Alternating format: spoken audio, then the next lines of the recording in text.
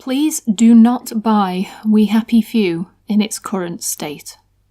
Now, I know that the title of this video is really clickbaity, but I'd like you to hear me out because I do stand by the title of my video, and if you'll give me 5 to 10 minutes of your time, I'll explain why.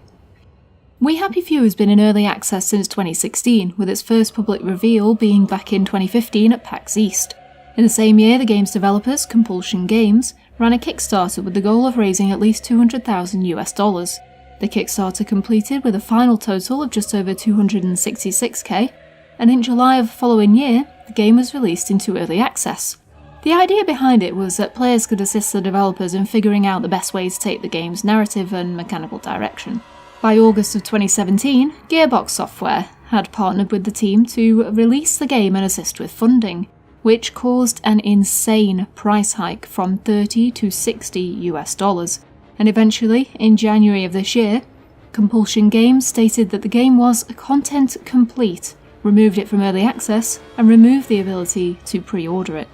To clarify, before I begin qualifying my clickbait statement, my only experience with We Happy Few prior to its full release on the 10th of August was watching a video of the demo by Jim Sterling. I did not back the game on Kickstarter, and I did not purchase it during its early access period. The only experience I have with this game is as a gamer who purchased it for its current full retail price. With that out of the way, let's begin. We Happy Few is an unfinished, unpolished and extremely broken game that does not provide the content its storefront promises. In fact, it looks as though the storefront hasn't even been updated since its early access days. Masochistic, try permadeath, it boasts. It even flat out states at the very top of the description, save 15% when you pre-purchase We Happy Few and get instant access to the game's alpha. Instant access to the game's alpha. That in itself is extremely telling of a tremendous lack of attention to detail. If the developers haven't even bothered to update the storefront, then what does that say for the game itself? In We Happy Few, you initially play as Arthur Hastings, a downtrodden and dreary member of a society permanently riding the high of the drug joy, a creation intended to keep the populace in a perpetual state of euphoria as society crumbles around them. Drawing heavily on influences like 1984 and Brave New World, the society depicted is a quintessential British countryside locale, complete with villages and hamlets and a dashing view of the ocean.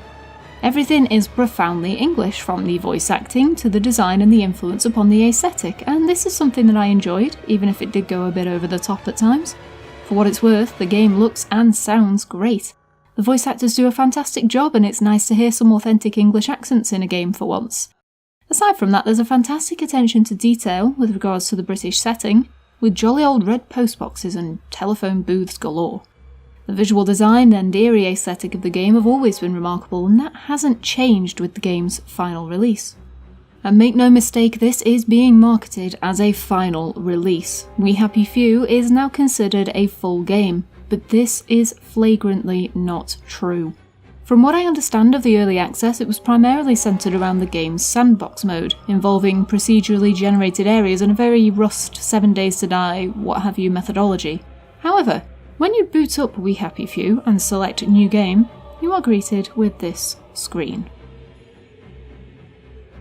Coming soon. The sandbox mode is coming soon. This is not a full release. The game's price tag was inflated from $30 to $60, around 25 to 50 of your British pounds, and it is still only half the game it is supposed to be. How on earth the developers can straight-facedly claim that this is a full release when the game itself directly contradicts this is beyond me. A full release does not have a coming soon advertisement on its new game menu. A full release does not have a banner intended for game news with fuck all in it. And a full release does not have a sodding build number in the corner of the screen. But let's disregard the blatant lack of content and the lies peddled on the storefront and talk about the game itself. The first issue I had with the game's world was that it was barren. The opening area is an enormous field with barely anything in it. There are the occasional abandoned houses that can be explored, but even in the game's more urban areas, the overwhelming majority of buildings cannot actually be entered. There are countless incidences of things that you can climb on that lead nowhere, platforms that can't be scaled and must instead be traversed through an extremely specific route. From time to time I thought I was finding a clever path forward in the shadows, only to have it abruptly stop and force me back to the ground again. The urban areas especially are very bland, comprising primarily of streets, and more streets. You can't enter the houses, and the few that you can enter aren't very well indicated to prompt you to actually break in.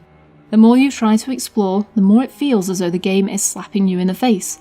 And for an experience that was so heavily marketed on its survival aspects, it certainly doesn't feel like there's any reward in trying to survive. And even if it were geared towards that, there's really no need to worry about surviving because you will be absolutely inundated with supplies that you will never ever need to use.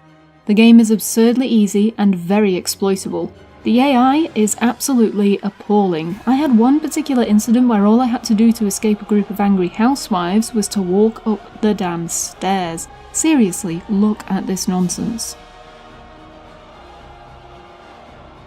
There are patrolling guards who won't see you even if you're standing right in front of them, and if they do spot you, literally crouching down in front of them will remove their awareness meter. The game world is also extremely anti-reactionary. What I mean by that is twofold. Although the game peddles its joy mechanic as this huge deal where you need to carefully and methodically plan your usage of the drug to ensure you both remain sane and hide in plain sight, there is, honestly, no need to ever use it. Outside of a handful of story instances where you absolutely have to do it, there were no moments where I found I needed or wanted to use joy. Most of the time you can simply swan about the city to your heart's content, with the only consequences being seen if you are coming down from the joy high, a process that takes about 30 seconds to go away, or if you start sprinting around beating people over the head with cricket bats. Whether deliberately or accidentally, the game actively obliterates its own core mechanic. Furthermore, the world just doesn't react to anything you do. In one example, I killed a man and threw him down the stairs as his spouse was walking into the house, and she simply walked straight past the corpse without another word. Another time, I threw a bunch of corpses out into the street to see how the world would react, and nothing happened. Absolutely nothing. Nobody cared. The bodies weren't cleaned away, police didn't investigate, nothing. I don't care if the inhabitants are off their faces on joy. The game's opening 10 minutes very clearly establish that anything out of the ordinary is immediately investigated and trampled upon. I would have thought that a bunch of corpses in the street would be considered out of the bloody ordinary. But more than anything, We Happy Few is broken. It is incredibly poorly optimised to the point that despite having a GTX 1050, 24GB of RAM and an i7-4770, with the game capped at 60 on high settings, I was routinely experiencing hitching and frame dropping. It isn't as though the game is doing anything that's stressful, and aside from being optimised for the Etch-a-Sketch, the game is buggy as all hell. In my first 6 hours of game time, I had characters randomly despawn, enemies clipping through the scenery to the extent that they would get stuck, enemies flat out not noticing me standing right in front of them, dialogue subtitles with no voices, characters talking over one another. I even had an instant where I crept up behind someone to knock him out, but when I pressed the required key, the game instantly killed and teleported the NPC into my arms. But the last straw was a game-breaking bug that prevented me from talking to an NPC to progress the main quest. That was when I decided I needed to stop playing and make this video. Even if I ignore all of the flaws, I cannot in good conscience recommend this game at its current absurd price tag, not when the game contains blatant ignorance. Like this, for example. I don't care how insane this guy is supposed to be, nobody would ignore a bottle to the back of the head. And this guy, he looks dead, right? He looks really dead. I even punched him to make sure, but no, he's just sleeping. I hope he likes this random jump scare. Please be aware that this is not intended to be a review, but more of a cautionary first impressions. What frustrates me the most about We Happy Few is that it had, and still has, so much potential. This game could have been incredible, and there's nothing more disheartening than a great game trapped inside a terrible one. This game should have stayed in early access, and you should not be spending your money on it as it stands at the moment. With so much content missing and so many gameplay and performance issues, purchasing this now only sends a message to the developers and publishers that they can keep getting away with this rubbish. If you truly can't wait to test it out, I would recommend renting it if you're on console.